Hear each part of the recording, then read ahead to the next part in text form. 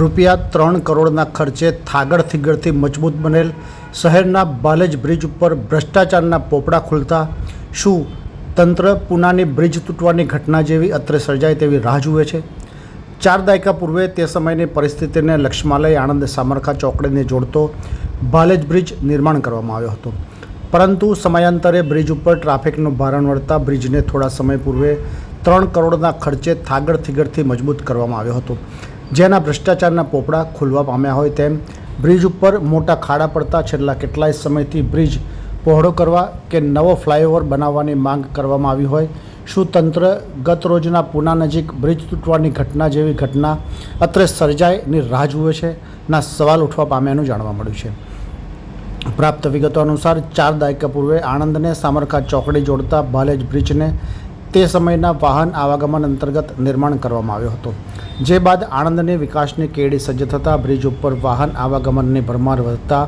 Bridge ઉપર traffic જામના દ્રશ્યો ઉપરાંત આકસ્મિક દુર્ઘટના સર્જાતાની સાથે બ્રિજ બિસ્માર બનતા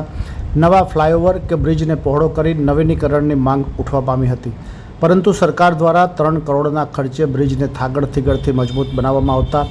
આજે બ્રિજ ઉપર ભ્રષ્ટાચારના પોપડા ઉખડતા ખાડા પડતા ગત રોજ પૂના નજીક બ્રિજ તૂટવાની ઘટના બનતા શું તંત્ર અત્રે બાલેજ બ્રિજ તૂટવાની રાહ જુએ છે ના સવાલ લોકોમાં ઉઠવા પામ્યાનું જાણવા મળ્યું છે.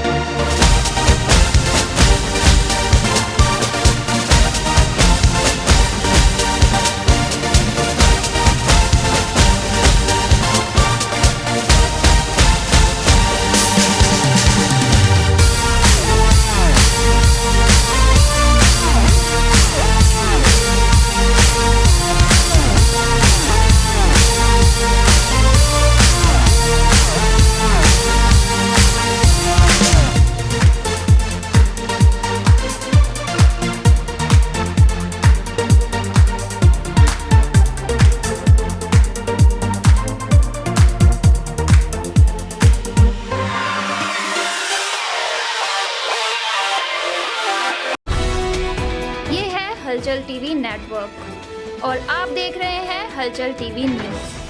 हर हलचल पर नज़र, हर हलचल की खबर।